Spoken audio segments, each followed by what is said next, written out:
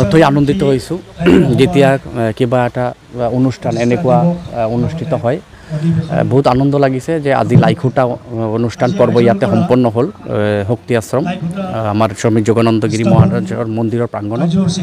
অহা 22, 23 আৰু 24 তাৰিখ যি কোচ ৰাজবংশী সাহিত্য সভা জাতীয় সাহিত্য সভা ইয়াতে অনুষ্ঠিত হ'ব।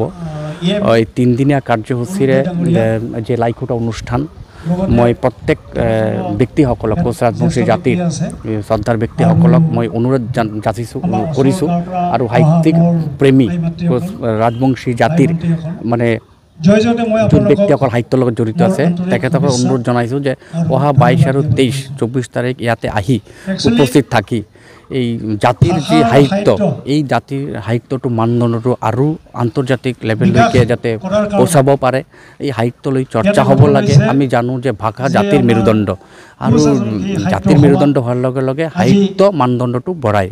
যিমান চৰ্চা হ'ব ইমান ভাষাটোৰ মান মৰ্যাদাটো বাঢ়ে। আজি 16তম অনুষ্ঠান হ'বলৈ গৈ আছে আৰু আপোনাৰ 33তম প্ৰতিষ্ঠা মানে বাৰ্ষিক অধিৱেশন আপোনাৰ 16তম কিন্তু 33তম প্ৰতিষ্ঠা দিৱস হিচাপে গৈছে। তো যিনক সাংবাদিক বন্ধুসকলক আপোনাৰ এই চেনেলৰ যোগেদি মই প্ৰত্যেক কোচ ৰাজবংশী ব্যক্তিসকলক আৰু বেলেগ জাতিৰ ব্যক্তিসকলক মই মানে আপোনাৰ এই সাংবাদিক চেনেলৰ মাধ্যমত অনুৰোধ কৰিছোঁ আহি ইয়াতে এটেণ্ড কৰক। কোচ ৰাজবংশী জাতিৰ সাহিত্যলৈ চৰ্চা কৰক, জাতিৰ সাহিত্য মানদণ্ড আগবঢ়াই লৈ যাওক। ইয়াতে বড়ো মানুহ আহক, বেংগলী মানুহ আহক, অসমীয়া স্পিকিং লেংগুৱেজ মানুহ আহক বা বেলেগ ধৰণৰ বেলেগ জাতিৰ মানুহ আহক। মুঠতে ৰাজবংশী জাতিৰ সাহিত্য সভাটো যাতে এটা ডাঙৰ স্তৰ গৈ পায় সেইটো কামনা কৰিছোঁ। এটা নেমচু ছাত্ৰ সন্থা হয় আপোনাৰ নামত কেতবোৰ অভিযোগ আছে নহয় অভিযোগ ধৰক আনিছে আৰু এতিয়া ইলেকশ্যন আহিছে অভিযোগ আনিবই এইটো মই সেইটো বেয়া নাপাওঁ। মই কথাটো মই সেইটো বদৰুল ইছলাম ডাঙৰীয়াক মই ধন্যবাদ মানে অনুৰোধ জনাম যে তেখেতে যদি কিবা ক'বলগীয়া আছে আমাৰ পাৰ্টিৰ বিষয়ত কওক বা চৰকাৰৰ বিষয়ত কওক, ব্যক্তিগতভাৱে কাকো কেতিয়াও ক'ব নালাগে। মই এতিয়া আমি যদি কাকবা কিবা কওঁ আমি কেতিয়া কিন্তু কংগ্ৰেছ লৈ কওঁ, BPF লৈ কওঁ বা UDF বুলি কওঁ, ব্যক্তিগত ব্যক্তিকেন্দ্ৰিক কিন্তু আমি কেতিয়াও কাকো মানে আক্ৰমণ নকৰোঁ বা সমালোচনা নকৰোঁ। যেহেতু মই ৰাজনীতিৰ লগত জড়িত আছোঁ, মোৰ পাৰ্টি লেভেলৰ কথা কওক, চৰকাৰ লেভেলৰ কথা কওক, সেইবিলাক কথা ক'লে মই আনন্দ পাম। কিন্তু ব্যক্তিগতভাৱে মোৰ অধিকাৰ নাই বা কাৰো অধিকাৰ নাই কাৰো কিবা কোৱাৰ কাৰণে। আৰু তেখেত নেমচু সংগঠনৰ দায়িত্ব দি আছে, তেওঁ নেমচু সংগঠনৰ দায়িত্ব দি থাকক। ছাত্ৰ সংগঠনৰ তেওঁ এগৰাকী সভাপতি, তেওঁ ভালদৰে কৰক।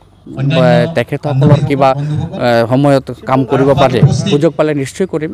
কিন্তু মই তাক মানে ক'ব বিচাৰোঁ যে তেখেতে পাৰ্টি লেভেলত কওক কিন্তু ব্যক্তিগতভাৱে কোৱাটো সাংবিধানিক নহয়।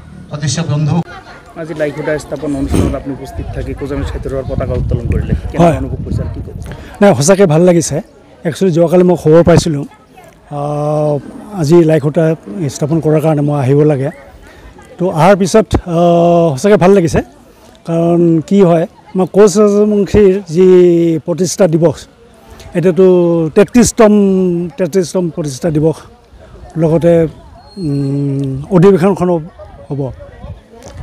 গতিকে মই দেখিছোঁ যে আমাৰ সাহিত্য সভা বহুত আগবাঢ়িছে আৰু আমাৰ পাৰ্টিচিপেণ্ট বহুত আছে, বহুত মানুহ আহিছে, বহুত জেগাৰ পৰা আহিছে। আৰু মই শুনামতে যে 22 তাৰিখৰ পৰা যিটো হেৰি হ'ব প্ৰতিষ্ঠা দিৱস লগতে অধিৱেশন ইয়াতে বাহিৰৰ পৰা নেপাল, বেংগল এনেকৈ বাহিৰৰ পৰা বহুত আমাৰ ৰাজবংশী মানুহ আছে, সিহঁতো আহিব ইয়াত যোগ দিব।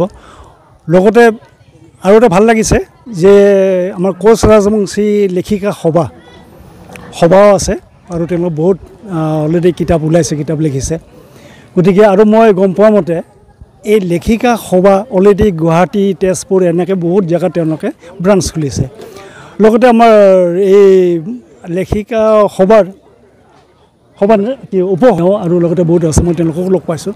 সঁচাকৈ মই এটা গৌৰৱ অনুভৱ কৰোঁ যে হয় মই ৰাজবংশী, আমাৰ ৰাজবংশীৰ নিজৰ ভাষা সংস্কৃতি বা সাহিত্যত বহুত আগবাঢ়িছে। সঁচাকৈ মোৰ ভাল লাগিছে, মই নিজে গৌৰৱ অনুভৱ কৰোঁ। সাহিত্য সভা অনুষ্ঠান উপলক্ষে কোচ ৰাজবংশী জনগোষ্ঠীৰ ৰাইজে কি আহ্বান জনাব? মই ৰাইজক এইটোৱে ক'ম যে আমি সকলোৱে ভালকৈ সহযোগ কৰিব লাগে। যিটো 22 তাৰিখে আমাৰ প্ৰতিষ্ঠা দিৱস তাত গোটেইবিলাক মানুহ সহযোগ কৰিব লাগিব, বিশেষকৈ ওচৰৰ মানুহখিনি। আৰু লগতে 23-24 তাৰিখত মুখ্যমন্ত্ৰীও অহাৰ কথা আছে গতিকে সেইখন অধিৱেশনত সভাত যাতে মানুহে সকলোৱে যোগদান দিয়ে সেইটো মই কামনা কৰিছোঁ আৰু সেইটো মই সকলো ৰাইজক শুভেচ্ছা জনাইছোঁ